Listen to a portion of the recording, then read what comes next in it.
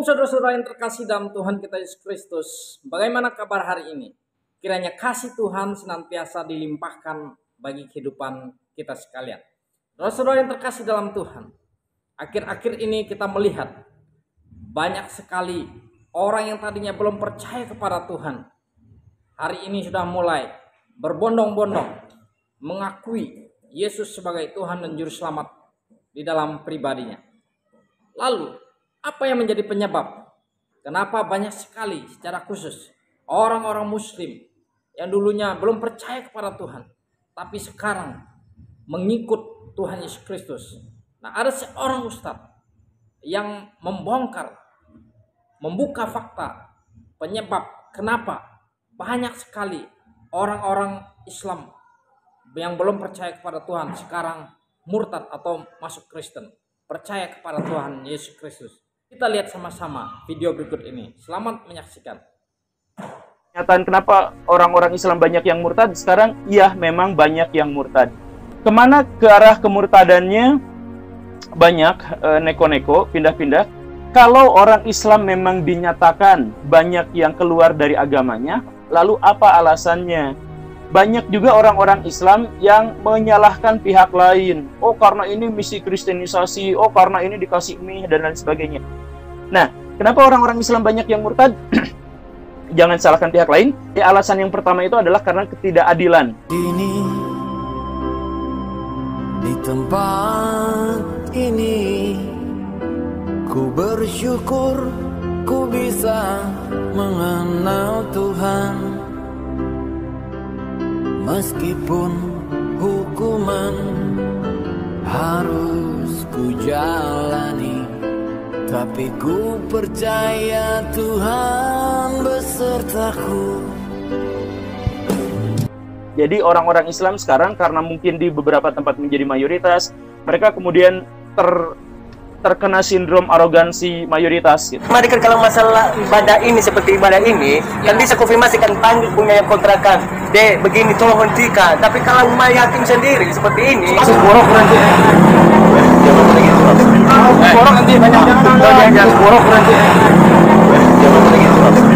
borok nanti banyak jangan.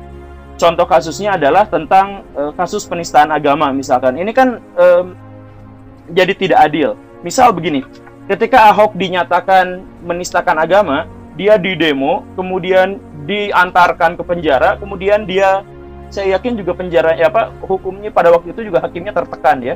Nah, kemudian dia dihukum 2 tahun karena alasan penistaan agama. Tetapi ketika giliran orang Islam menistakan agama lain, kasusnya tidak berlanjut.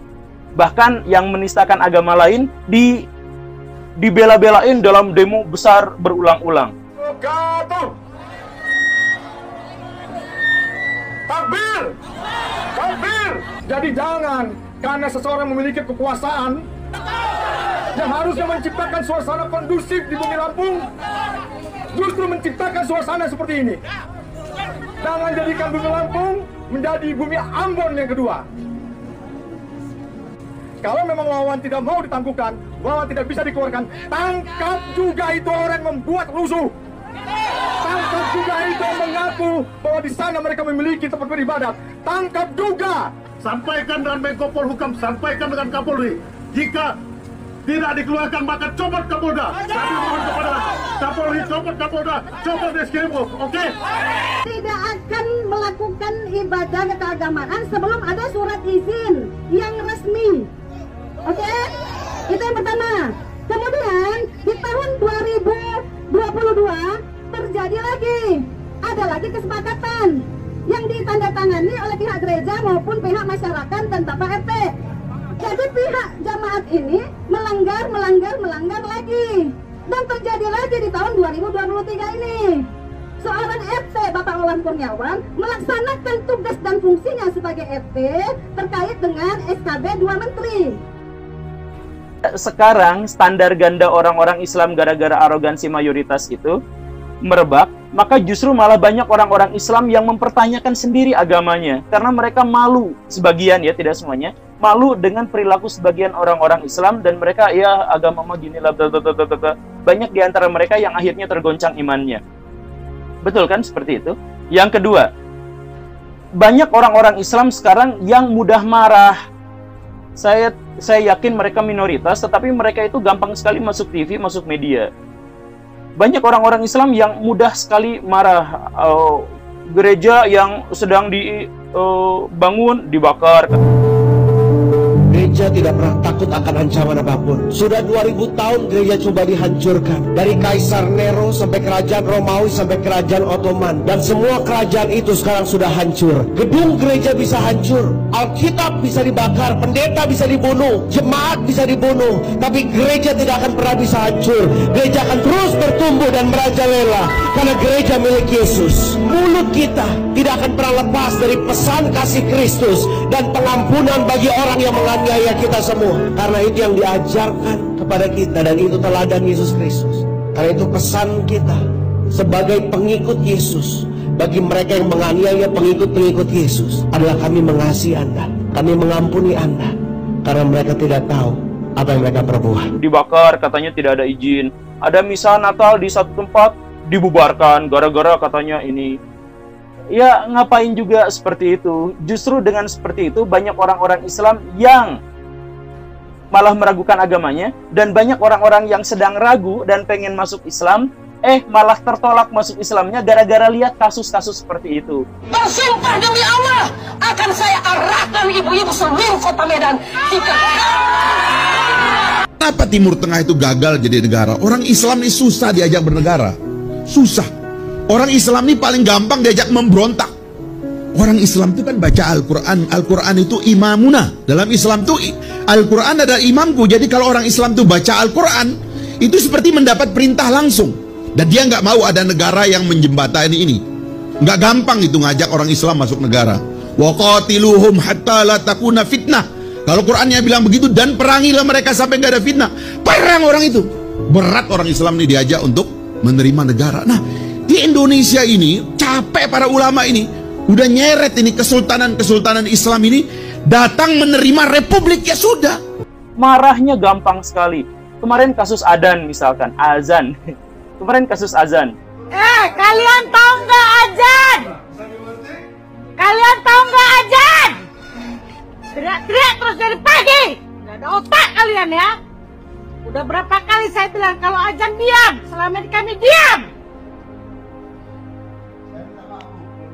Minta maaf dari kemarin saya bilang kalau azan berhenti. Pakai otak semua. Binatang kalian. Pakai otak. Ini warga. Bukan tempat kalian. Anjing. Azan-azan berteriak aja kalian. Otak kalian kemana? Binatang kalian ini. Bolak-balik saya bilang. Azan berhenti. Kalian ngerti nggak? Ada otak nggak? Yang Islam lagi di sini, yang pakai jilbab, binatang kalian. Nggak tahu agama kalian ini. Babi kalian memang. Suka-suka kalian aja. Nggak kalian dengar itu aja. Ketawa lagi kau babi. Kalian tahu nggak azan? Hah? Kalian tahu nggak azan? Kalian tahu nggak azan? Kalian tahu nggak azan? Kalian dengar nggak azan? Saya minta maaf. Dari tadi minta maaf. Dari kemarin saya udah bilang azan diam. Ya Bu, kalian minta maaf Bu. Kalian teriak-teriak dari pagi. Ini kurang ajar ini kegiatan ini. Setiap azan udah 2 kali 3 kali nih ya. Tolong ya Pak ya. Mau secara kayak mana nih saya apain? Ada yang muslim ini? Ada yang muslim. Ada yang muslim tuh pakai jilbab itu. Jangan-jangan pura-pura muslim. Zaman sekarang kan banyak orang pura-pura muslim. Kegiatan PKI nih kayak gini. Indonesia ini satu-satu. Pengen azan harus berhenti. Itu aja. Ini udah berapa kali? Sekali lagi kami lapor. Ingat ya. Bapak siapa? Saya nginap di sini. Oh. Nanti saya orang gila itu. Kau yang gila, bapak yang gila. Karena bapak nggak tersinggung. Ini hotel ini. Iya, Tapi Bapak nggak tersinggung kan? Enak baik kali Bapak bilang saya gila. Bapak yang gila. Ngerti nggak? Ya. Katanya ada orang-orang agama lain yang merasa terganggu dengan azan yang terlalu banyak di mana-mana itu, dan akhirnya muncullah wacana di pemerintah, di media-media bahwa azan sebaiknya hanya untuk internal masjid saja gitu. Dan itu akhirnya orang-orang Islam kan marah lagi, demo lagi. Ada ustadz yang bilang, kalau adzan tidak boleh, saya yang mimpin perang.